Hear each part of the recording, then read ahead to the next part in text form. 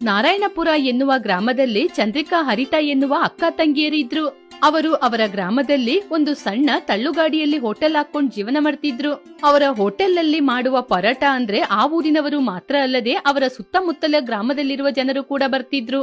ಈ ಅಕ್ಕ ತಂಗಿಯರ ಕೈಯಲ್ಲಿ ಏನಿದೆ ಅಂತ ಮಾತ್ರ ಗೊತ್ತಿಲ್ಲ, ಆದ್ರೆ ಅವರು ಮಾಡುವ ಪರೋಟ ಮಾತ್ರ ತುಂಬಾ ರುಚಿಯಾಗಿರುತ್ತೆ. ಹೌದು ಹೌದು, ನೀನ್ ಹೇಳೋದ್ ಕೂಡ ನಿಜಾನೇ.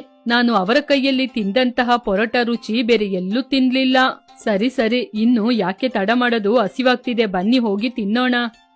ಹೀಗೆ ಮಧ್ಯಾಹ್ನ ರಾತ್ರಿ ಅಂತ ಕೂಡ ನೋಡದೆ ಅವರ ಬಳಿ ಜನರು ಬಂದು ಪರೋಟನ ತಿಂತಿದ್ರು. ಅಕ್ಕ, ನಮ್ಮ ಹೋಟೆಲಿಗೆ ದಿನದಿಂದ ದಿನಕ್ಕೆ ಕಸ್ಟಮರ್ ಜಾಸ್ತಿ ಆಗ್ತಿದ್ದಾರೆ. ನಾವು ನಮ್ಮ ಹೋಟೆಲ್ ಅನ್ನು ದೊಡ್ಡದಾಗಿ ಮಾಡ್ಬೇಕು. ನೀನು ಹೇಳೋದ್ ಕೂಡ ಸರಿನೇ ತಂಗಿ. ಇವಾಗ ನಾವು ದೊಡ್ಡ ಹೋಟೆಲಲ್ಲಿ ಪರೋಟನ ಮಾರ್ತಾ ಇದ್ರೆ ಅದಕ್ಕೆ ತಕ್ಕಂಗೆ ಬೆಲೆನ ಕೂಡ ಜಾಸ್ತಿ ಮಾಡ್ಬೇಕು. ಈ ಜನರು ಪರೋಟ ರುಚಿಯಾಗಿರೋದಕ್ಕೆ ಮಾತ್ರ ಬರ್ತಾ ಇಲ್ಲ, ನಾವು ಕಡಿಮೆ ಬೆಲೆಯಲ್ಲಿ ಮಾರಾಟ ಮಾಡ್ತಿದೀವಿ ಅಂತಾನೂ ಬರ್ತಿದ್ದಾರೆ. ಹೀಗೆ ಅಕ್ಕ ತಂಗಿಯರಿಬ್ರು ಮಾತಾಡ್ತಾ ಇದ್ರು. ಆಗ ಅವರ ಬಳಿ ವಿಜಯ್ ಎನ್ನುವ ಒಬ್ಬ ಹುಡುಗ ಬಂದ. ಅಕ್ಕ ಅಕ್ಕ, ನಿಮ್ಮತ್ರ ತಿನ್ಲಿಕ್ಕೆ ಏನಾದ್ರೂ ಇದ್ರೆ ಕೊಡಿ ಅಕ್ಕ. ನಾನು ಹೊಟ್ಟೆ ತುಂಬಾ ಊಟ ಮಾಡಿ 1 ವಾರಗಳಾಯ್ತು. ಹೀಗೆ ಅವನು ತುಂಬಾ ದುಃಖದಿಂದ ಕೇಳಿದ. ಅವನ ಮಾತು ಕೇಳಿ ಇಬ್ಬರು ಅಕ್ಕ ಕೂಡ ಕರುಣೆ ತೋರಿಸಿ, ಏನೋ ನೀನ್ ಹೇಳೋದು, 1 ವಾರ ಆಯ್ತಾ ನೀನ್ ಊಟ ಮಾಡಿ? ಸರಿ ಸರಿ ಬಾ, ಪರೋಟ ತಿನ್ನು ಬಾ. ಹೀಗೆ ಅವನಿಗೆ 2 ಪರೋಟ ಕೊಟ್ಟಾಗ ಹಸಿವಲ್ಲಿದ್ದ ವಿಜಯ್ ಒಂದೇ ಗಳಿಗೆಯಲ್ಲಿ ಆ ಪರೋಟನ ತಿನ್ಬಿಟ್ಟ. ಅದನ್ನು ನೋಡಿ ಅಕ್ಕ ತಂಗಿ ಇಬ್ರು ಆಶ್ಚರ್ಯಪಟ್ಟು, ಏನೋ ಒಂದೇ ಗಳಿಗೆಯಲ್ಲಿ ಹೀಗೆ ಪರೋಟನ ತಿನ್ಬಿಟ್ಟೆ, ಅಷ್ಟೊಂದು ಹಸಿವಲ್ಲಿದ್ದೀಯಾ? ತಗೋ, 2 ಪರೋಟನ ತಿನ್ನು. ಹಾಗೆ ಹೇಳಿದಾಗ ವಿಜಯ್ ಏನು ಹೇಳದೆ ನಗ್ತಾ ಇದ್ದ. ಅವನನ್ನು ನೋಡಿದ ಹರಿತಾ, ಏನೋ ಇನ್ನು ಬೇಕಂತ ಕೇಳಿದ್ರೆ ನಗ್ತಾ ಇದ್ದೀಯಾ ಹಾಗೆ ಅಂತ ಕೇಳಿದ್ಲು. ಆಗ ಅಲ್ಲೇ ಇದ್ದ ಚಂದ್ರಿಕಾ, ಅವನ ನಗು ನೋಡಿದ್ರೆ ಗೊತ್ತಾಗಲ್ವ ಕಣೆ ನಿನಗೆ ಇನ್ನು ಬೇಕು ಅಂತ. ಹೀಗೆ ಇನ್ನು 2 ಪರೋಟವನ್ನು ತೆಗೆದುಕೊಂಡು ಬಂದು ವಿಜಯ್ಗೆ ಕೊಟ್ಲು ಚಂದ್ರಿಕಾ. ಹೀಗೆ ಇಬ್ಬರು ಅಕ್ಕ ತಂಗಿಯರು ವಿಜಯ್ಗೆ ಹೊಟ್ಟೆ ತುಂಬಾ ಊಟ ಕೊಟ್ರು. ಹೀಗೆ ಅವನು ಹೊಟ್ಟೆ ತುಂಬಾ ಊಟ ಮಾಡಿ, ಅಕ್ಕ ಇನ್ನು ನಾನು ಹೊರಡ್ಲಾ ಹಾಗೆ ಹೇಳಿದಾಗ ಚಂದ್ರಿಕಾ, ಎಲ್ಲಿಗ ಹೋಗ್ತಾ ಇದ್ದೀಯಾ? ಹೋಗಿ ಏನ್ ಮಾಡ್ತೀಯಾ? ಇನ್ನು ಏನಕ್ಕ ಮಾಡ್ತೀನಿ, ನಿಮ್ಮ ಹಾಗೆ ಯಾರಾದ್ರೂ ಊಟ ಕೊಡ್ತಾರ ಅಂತ ನೋಡ್ತಾ ಇರ್ತೀನಿ. ಆ ದೇವ್ರು ನಿನ್ಗೆ ಚೆನ್ನಾಗಿ ಕೆಲ್ಸ ಮಾಡ್ಕೊಂಡು ಊಟ ಮಾಡ್ಲಿಕ್ಕೆ ಕೈ ಕಾಲು ಚೆನ್ನಾಗಿ ಕೊಟ್ಟಿದ್ದಾನೆ ಅಲ್ಲ ಕಣೋ, ಮತ್ ಯಾಕೋ ಇನ್ನೊಬ್ಬರ ಜೊತೆ ಬೇಡ್ಕೊಂಡ್ ತಿಂತೀಯಾ? ದೇವ್ರು ನನಗೆ ಕೈಕಾಲು ಕೊಟ್ಟ ಹಾಗೆ ಕೆಲ್ಸನ ಕೊಡ್ಲಿಲ್ಲಕ್ಕ. ನನ್ನ ನೋಡ್ದವ್ರು ಯಾರು ಕೂಡ ನನ್ಗೆ ಕೆಲ್ಸನೇ ಕೊಡೋದಿಲ್ಲ, ಅದಕ್ಕೇನೆ ಹೀಗೆ ದುಃಖದಿಂದ ಹೇಳಿದ. ವಿಜಯ್ ಮಾತು ಕೇಳಿ ಅಕ್ಕ ತಂಗಿ ಇಬ್ರಿಗೂ ಬೇಜಾರಾಯಿತು.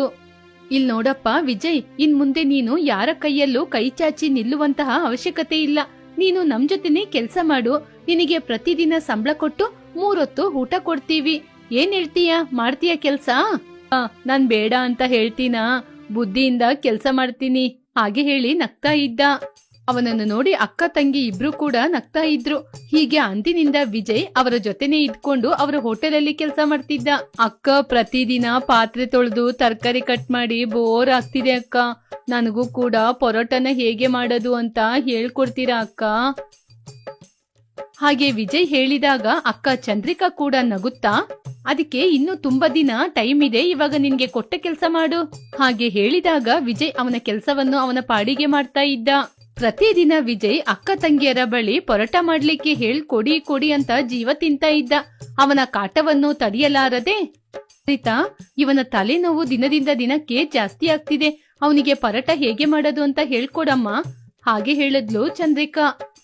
ನನ್ನ ಮುದ್ದಿನ ಅಕ್ಕ ಹಾಗೆ ಹೇಳಿದ ವಿಜಯ್. ಹೀಗೆ ಹರಿತಾ ವಿಜಯ್ಗೆ ಪರೋಟನ ಹೇಗೆ ಮಾಡೋದು ಅಂತ ಹೇಳಿಕೊಟ್ಲು. ಹೀಗೆ ಸ್ವಲ್ಪ ದಿನದಲ್ಲೇ ವಿಜಯ್ ತುಂಬಾ ಚೆನ್ನಾಗಿ ಪರೋಟ ಮಾಡಲು ಕಲಿತುಕೊಂಡ. ಅದನ್ನು ನೋಡಿದ ಚಂದ್ರಿಕಾ, ಇಲ್ ನೋಡೋ, ಸ್ವಲ್ಪ ದಿನದಲ್ಲಿ ಎಷ್ಟ್ ಚೆನ್ನಾಗಿ ಪರೋಟ ಮಾಡ್ಲು ಕಲ್ತ್ಕೊಂಡೆ, ಇನ್ ಮುಂದೆ ನೀನೇ ಪರೋಟ ಮಾಡ್ಬೇಕು.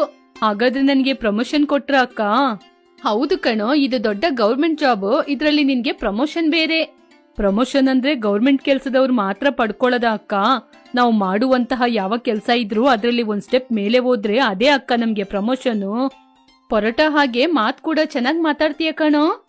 ಎಲ್ಲನೂ ಹರಿತಕ್ಕನ ದಯೆ ಹಾಗೆ ಹೇಳಿದಾಗ ಅಲ್ಲಿರುವ ಹರಿತಾ, ನೀವಿಬ್ರು ಮಾತಾಡುವಾಗ ನನ್ನ ಯಾಕೋನೋ ಕರಿತಾ ಇದ್ದೀಯಾ ಹಾಗೆ ಹೇಳಿದ್ಲು ಹರಿತಾ.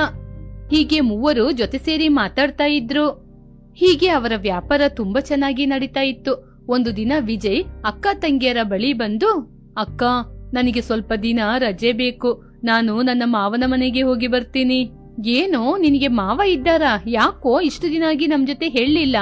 ಸರಿ ಸರಿ ತಗೋ, ಈ ಹಣ ತಗೊಂಡು ಹೋಗಿ ಬಾ. ಹೀಗೆ ವಿಜಯ್ಗೆ ಹಣವನ್ನು ಕೊಟ್ಲು ಚಂದ್ರಿಕಾ. ವಿಜಯ್ ಆ ಹಣವನ್ನು ತೆಗೆದುಕೊಂಡು ಅಲ್ಲಿಂದ ಹೊರಟೋದ. ಹೀಗೆ ಸ್ವಲ್ಪ ದಿನ ಕಳೆಯಿತು. ಅಕ್ಕ ತಂಗಿಯರ ಹೋಟೆಲಿಗೆ ಜನ ಬರುವುದು ಕಡಿಮೆಯಾಯಿತು. ಅದನ್ನು ನೋಡಿದ ಅಕ್ಕ ತಂಗಿಯರು, ಏನಕ್ಕ ನಮ್ಮತ್ರ ಜನರು ಬರೋದು ಕಡಿಮೆ ಆಗ್ಬಿಡ್ತು? ಯಾಕಕ್ಕ, ನಮ್ಮ ಬಳಿ ರುಚಿ ಏನಾದ್ರೂ ಕಡಿಮೆ ಆಗ್ಬಿಡ್ತಾ? ನಾನ್ ಕೂಡ ಅದೇ ಆಲೋಚನೆ ಮಾಡ್ತಿದ್ದೀನಿ ತಂಗಿ. ಹೀಗೆ ಇಬ್ಬರು ಮಾತಾಡ್ತಿರುವಾಗ ಆ ಮಾತನ್ನು ಕೇಳಿಸಿಕೊಂಡ ಒಬ್ಬ ವ್ಯಕ್ತಿ, ಅದೆಲ್ಲ ಏನೂ ಇಲ್ಲ. ನಿಮ್ಮ ಜೊತೆ ವಿಜಯ್ ಎನ್ನುವ ಒಂದು ಹುಡುಗ ಕೆಲಸ ಮಾಡ್ತಾ ಇದ್ದ ಅಲ್ವಾ? ಅವನು ಕೂಡ ನಿಮ್ಮ ಹಾಗೇನೆ ಪರೋಟ ಅಂಗಡಿಯನ್ನು ಈ ಊರಿನಲ್ಲಿ ಹಾಕಿದ್ದಾನೆ. ಅವನು ನಿಮ್ಮತ್ರ ತಾನೇ ಕೆಲಸ ಮಾಡ್ದ, ತುಂಬಾ ಕಡಿಮೆ ಬೆಲೆಗೆ ಕೊಡ್ತಿದ್ದಾನೆ. ರುಚಿ ಕೂಡ ನೀವು ಮಾಡುವ ಹಾಗೇನೇ ಇದೆ. ಆ ಮಾತು ಕೇಳಿ ಇಬ್ಬರು ಅಕ್ಕ ತಂಗಿಯರು ವಿಜಯ್ನ ಹೋಟೆಲಿಗೆ ಹೋಗಿ, ಪಾಪ ಅಂತ ನಿನ್ಗೆ ಕೆಲ್ಸ ಕೊಟ್ಟು ನೋಡಿದ್ರೆ ಇವಾಗ ನಮ್ಮನ್ನ ಎದುರಿಸ್ಕೊಂಡೇ ಒಂದು ಹೋಟೆಲ್ ಹಾಕಿದೀಯಾ? ಹಾಗೆ ಹೇಳಿದ್ಲು ಹರಿತಾ. ಏನಕ್ಕ, ಈ ಊರಲ್ಲಿ ನೀವೊಬ್ರೆ ಹೋಟೆಲ್ ಹಾಕ್ಬೇಕು ಅಂತ ಏನಾದ್ರೂ ಇದೀಯಾ? ಇಲ್ಲ ತಾನೆ, ನಿಮ್ ಜೊತೆ ಕೆಲ್ಸ ಕಲ್ತ್ಕೊಂಡೆ ನಾನು ಹೋಟೆಲ್ ತೆರೆದೆ. ಇದ್ರಲ್ಲಿ ನಾನ್ ಮಾಡಿದ ತಪ್ಪೇನಿದೆ? ಹೀಗೆ ಇವರಿಗೆ ಎದುರಾಗಿ ಮಾತನಾಡಿದ. ಆಗ ತಂಗಿಯಾದ ಹರಿತಾ ಕೋಪದಿಂದ, ಏನೋ ಬಾಯಿ ನೀಳ್ತಾ ಇದೆ? ಹೀಗೆ ಜಗಳ ಮಾಡ್ತಾ ಇದ್ದಾಗ ಅಕ್ಕ ಚಂದ್ರಿಕಾ ಹರಿತನನ್ನು, ಹರಿತಾ ಇಲ್ಲಿ ಜಗಳ ಮಾಡ್ಬಾರ್ದು, ಬಾ ಮನೆಗೆ ಹೋಗೋಣ. ಹಾಗೆ ಹೇಳಿ ಹರಿತನ ಮನೆ ಕರ್ಕೊಂಬಂದ್ಲು. ಯಾಕಕ್ಕ ನನ್ನ ಅಲ್ಲಿ ಸುಮ್ನಿರ ಕೇಳ್ದೆ? ಹರಿತಾ ಮೊದ್ಲೇ ತುಂಬಾ ಕೋಪದಿಂದ ಇದ್ಲು. ತಂಗಿ, ಅವನತ್ರ ಏನ್ ತಪ್ಪಿದೆ? ನಮ್ ಜೊತೆ ಕೆಲ್ಸ ಕಲ್ತ್ಕೊಂಡ, ಅದ್ರಿಂದ ಅವನೇ ಸ್ವಂತವಾಗಿ ಹೋಟೆಲ್ ಆರಂಭಿಸಿದ. ಯಾರು ಕೂಡ ಇನ್ನೊಬ್ರ ಕೈಯಲ್ಲಿ ಕೆಲ್ಸ ಮಾಡ್ಬೇಕು ಅಂತ ಆಲೋಚನೆ ಮಾಡೋದಿಲ್ಲ ಅಲ್ವಾ? ನೀನ್ ಹೇಳೋದು ನಿಜಾನೇ ಅಕ್ಕ, ಆದ್ರೆ ಅವನು ನಮ್ಮ ಅಂಗಡಿಯ ಪಕ್ಕದಲ್ಲೇ ಯಾಕೆ ಅಂಗಡಿ ಹಾಕ್ಬೇಕು? ಅದ್ರಿಂದ ತಾನೇ ಎಲ್ರು ಅಲ್ಲಿಗೋಗ್ತಿದ್ದಾರೆ. ಜನರು ಹೋದ್ರೆ ಹೋಗ್ಲಿ ಕಣೆ, ನಾವು ಅವನಿಕ್ಕಿಂತ ಹೊಸದಾಗಿ ಏನಾದ್ರೂ ಮಾಡಕ್ ಆರಂಭಿಸೋಣ, ಜನರನ್ನು ನಮ್ಮ ಕಡೆ ತಿರುಗಿಸೋಣ. ಸರಿ, ಇಷ್ಟು ದಿನದಲ್ಲಿ ನಮಗೂ ಸ್ವಲ್ಪ ವಿಶ್ರಾಂತಿ ಸಿಕ್ತಲ್ವಾ, ನಾವು ಸ್ವಲ್ಪ ಸಿಟಿಗೆ ಹೋಗಿ ಬರೋಣ ಬಾ. ಹಾಗೆ ಹೇಳಿ ಅಕ್ಕ ಚಂದ್ರಿಕಾ ತನ್ನ ತಂಗಿಯನ್ನು ಪಟ್ಟಣಕ್ಕೆ ಕರ್ಕೊಂಡೋದ್ಲು. ಹೀಗೆ ಅವರು ಪಟ್ಟಣದಲ್ಲಿ ಸುತ್ತಾಡ್ತಾ ಇದ್ರು. ಆಗ ತಂಗಿಯಾದ ಹರಿತಾ, ಅಕ್ಕ ಸುತ್ತಾಡಿ ಸುತ್ತಾಡಿ ಸುಸ್ತಾಗಿ ಹೊಟ್ಟೆ ಎಲ್ಲ ಖಾಲಿಯಾಗಿದೆ, ಏನಾದ್ರೂ ತಿನ್ನೋಣ? ಸರಿ ಅಂತ ಪಕ್ಕದಲ್ಲೇ ಇದ್ದ ಹೋಟೆಲಿಗೆ ಕರ್ಕೊಂಡೋದ್ಲು ಚಂದ್ರಿಕಾ. ಅವರು ಹೋಟ್ಲಿಗೆ ಹೋಗಿ ಇಡ್ಲಿ ದೋಸೆ ಅಂತ ಕೇಳಿದ್ರು. ಇಲ್ಲಿ ಇಡ್ಲಿ ದೋಸೆ ಇರೋದಿಲ್ಲ, ಪಾಸ್ತಾ ನೂಡಲ್ಸ್ ಮಾತ್ರ ಇರೋದು. ಹಾಗೆ ಅಂತ ಹೋಟೆಲ್ ಅವರು ಹೇಳಿದಾಗ ಹರಿತಾ, ಅಕ್ಕ ನಾವು ನೂಡಲ್ಸ್ ನ ತುಂಬಾ ಸಲ ತಿಂದಿದೀವಿ, ಅದೇನೋ ಪಾಸ್ತಾ ಅಂತ ಹೇಳ್ತಿದಾರಲ್ಲ, ಅದ್ನ ತಿನ್ನೋಣ? ಹೀಗೆ ಪಾಸ್ತಾನ ಕೇಳಿದ್ರು. ಸ್ವಲ್ಪ ಸಮಯದಲ್ಲೇ ಅವರ ಬಳಿ ಪಾಸ್ತಾ ಬಂತು. ಅವರಿಬ್ಬರು ಅದನ್ನು ತಿಂದಾಗ ರುಚಿ ತುಂಬಾ ಇಷ್ಟವಾಯಿತು. ಅಕ್ಕ, ಈ ಪಾಸ್ತಾ ನಾವು ಮಾಡುವ ಪರೋಟಕ್ಕಿಂತ ತುಂಬಾ ರುಚಿಯಾಗಿದೆ ಅಲ್ವಾ? ಹಾಗೆ ಹೇಳಿ ತಿಂತಾ ಇದ್ಲು ಹರಿತಾ. ಆಗ ಚಂದ್ರಿಕನಿಗೆ ಒಂದು ಆಲೋಚನೆ ಬಂತು. ತಂಗಿ, ನನಗೆ ಒಂದು ಆಲೋಚನೆ ಬಂತು. ನಾವು ಕೂಡ ಈ ಪಾಸ್ತಾನ ಹೇಗೆ ಮಾಡೋದು ಅಂತ ಚೆನ್ನಾಗಿ ತಿಳ್ಕೊಂಡು ಪರೋಟದಲ್ಲಿ ಪಾಸ್ತಾನ ಹಾಕಿ ಮಾರಾಟ ಮಾಡೋಣ. ಹಾಗೆ ಹೇಳಿದಾಗ ಆ ವಿಷಯ ಹರಿತನಿಗೂ ಇಷ್ಟ ಆಗಿ ಅವರಿಬ್ಬರು ಪಾಸ್ತಾನ ಹೇಗೆ ಮಾಡೋದು ಅಂತ ತಿಳ್ಕೊಂಡು ಅವರ ಸ್ಟೈಲಲ್ಲಿ ಅವರ ಊರಿನಲ್ಲಿ ಪಾಸ್ತಾದ ಜೊತೆಗೆ ಪರೋಟನ ಮಾರಿದ್ರು. ಜನರಿಗೆ ಇದರ ರುಚಿ ಇಷ್ಟ ಆಗಿ ಮತ್ತೆ ಜನರು ಇವರ ಹೋಟೆಲ್ ಬಳಿ ಬರಲು ಆರಂಭಿಸಿದ್ರು.